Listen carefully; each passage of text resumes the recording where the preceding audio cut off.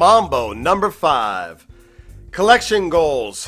A 5-watch collection for 150K or thereunder.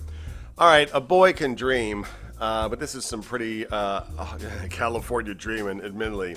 If you've not already, if you've been living under a watch rock, check out TGV's reacting to watch collection videos. In particular, if you want to, number 1, yours truly made an appearance. And in that video, I shared my current perfect 5-watch collection. A watch collection that I own. We've got the Omega Seamaster GMT on the left, Cartier Basculante, and of course the Porsche Design, dead center, Vertex Dirty Dozen, and the Macy's Gambit Green G-Shock. I could probably stop collecting watches and maybe even stop making these videos because I've already achieved my more or less perfect 5-watch collection. But today, we are going to do some stretching, we're going to do some dreaming, and really, how would I spend 150 G's, 150 large, if I was going to go watch shopping?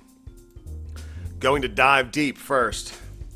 I cannot say how much I adore this all gold Omega Seamaster Brosnan era piece. When I found out they made this, and then I found out, of course, how much it cost, heartbreaking. This is from around 1995. It's the reference 2133.80. The one on the right is has been on the market for about 2 years now. On strap, I think it's actually on Federico's. I think this is a Federico watch for around 15K. And I have to say, the strap itself is pretty gorgeous. I believe it to be original Omega strap, and the buckle is also gold. It's got that double hump style, which we know Omega did. And it's pretty epic. It's a dark navy blue leather, but it's 15K on strap. Out of curiosity, I called Omega to find out how much the bracelet would cost as an add-on. At the time, and this was about a year and a half ago, 18 grand. It's probably 22 grand right now. But it just so happens that there is a all gold bracelet model on Chrono for 20K right now. The bezel, it's got some dings in it. The insert has got some dings, and if you can notice in that picture, it's not just a standard bezel insert. Not that you can get an insert out of Omega anyways. You'd have to buy the whole bezel. That's probably a 2 grand part. But 20 G's for an all gold Seamaster, when most of the Rolex Submariner all gold is rocking 38 G's, almost 2x. You know, the more I talk about this watch, the more I make it feel like a bargain. Next batter up, the Hoya. Oh boy, it's gonna be a Hoya. This Hoya is looking like the discount bin in this collection. You can get these original OG McQueen Hoyas for 15K and under, oftentimes around 12K. And this Y configuration with 1133 stamped on the back, that's the tool you need to take the case back off, is the OG. But as I was chit-chatting with Lone Wolf McQuaid, the 3-register chronograph, which is arguably a better watch, having the E-pusher configuration, 3 sub-registers, it's a better watch. You can get those around 8K, 7K, 8K, but in this type of collection, gosh, the chrono is coming off as a discount. Next batter up, the dress watch of choice, Vacheron Constantin, Historiques Americaine, 1921. I remember back in the day when you could get these for $20,000. About a year or two ago. But still, epically good and multi-purpose. Like, yes, it's a dress watch, but it's also, a driving watch. And like these two cats in car number 52 are seeing, gosh, what a beautiful watch. I would love to own this watch. There's actually a Longines version of this, which is not of this ilk, but it's an offset model where the crown is in the same position and it's offset so you can go driving. It's just the crown is a little bit goony. It's this big oyster crown. I wish there was a different variant of this that was, I don't know, 10 grand? But hey, I'm dreaming, so today we're paying 25 G's. Rolex Space Dweller. Field watch. If you don't know about the Space Dweller, then where have you been all this time? It's more or less a 1016 that was released only in Japan to test the market around about the time of the astronaut missions. And there is rumor to only have been 12 of those. I think I picked that up on a Mental Watches episode where Adam said that. But basically, you're looking at $50K and up at this point. And to be honest, how could you even trust it, right? It's a very simple watch. It's a 1016 with a special dial. And fake dials are all over the place. I don't even think John Mayer can get this watch.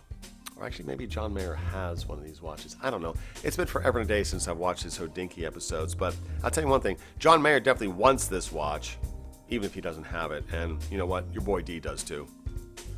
Last, but certainly not least, in the beater knockaround category, Breitling Emergency murdered out with the all-digital Copilot.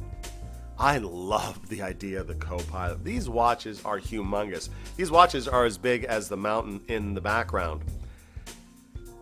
Reference V7, blah, blah, blah, blah, blah, blah, blah, blah. The funny point to note here is, of the 40,000 or so Breitling emergency watches, they've only been legit used for rescues 20 times, which is a 0.05% usage rate. Now, I'm glad those 20 people got saved, but dang, if you trigger a false alarm, it's at least 15 G's penalty fine, because if you pull that little pin out, they're sending helicopters, SWAT, paramedic. They might even send in the Navy SEALs on go-fast boats. Who knows? They are sending everybody to come get you. 20 G's. 20 grand for basically a G-Shock on steroids. I found the picture but could not find the configuration cost for that Copilot. So I know the watch is 20 G's, but I'm just going to throw in 5K as the add-on cost for the Copilot. Maybe it's closer to 2,500, 3 grand. But since we're pie in the sky on this job anyways, we're going to leave it in at that. What is the Shakedown? Diver, 20 G's. I'm probably going to go buy that watch, mortgage the house. Chronograph, 15 G's. Bargain. Dress watch. I do aspire to own this one day. Or maybe Longines will make a more polite version of theirs. Field watch, 50K. I've given up on this. I can't own this. I can't buy this. There's no way I can buy it. There's no way I could trust the watch to be real unless I, put this one on my time machine list. And lastly, the beater at 25 G's. I love that watch. If I could afford this as a hiking watch, I would totally have this as a hiking watch. But let's be honest, I was hiking in the Santa Monica Mountains. All I have to do is stand around and wave and wait for some girl to come by, and then I would get rescued. Look, I'm in under 135K, but keep in mind, we've got sales tax, we've got shipping. Shipping could be a nightmare, and maybe there's some currency fluctuation and some price slide. But I gotta tell you what, I'm more or less under budget and super pleased with it. That has been the Shakedown. That is my Mambo number 5 for 150K. Let me know what you think about this in the comments, and we will catch you in the next one. Hope that wherever you are in this wonderful, beautiful hobby of ours, that you are blessed. All right, take care. Peace. Pick up a book. 1001 Watch Designs, Volume 1. We've got line art, oil paintings, steampunk, and even super duper realistic ones. Ones that you could probably put on your wrist today. It's a good bit of fun and a great way to share your support. Thanks for coming along on the ride.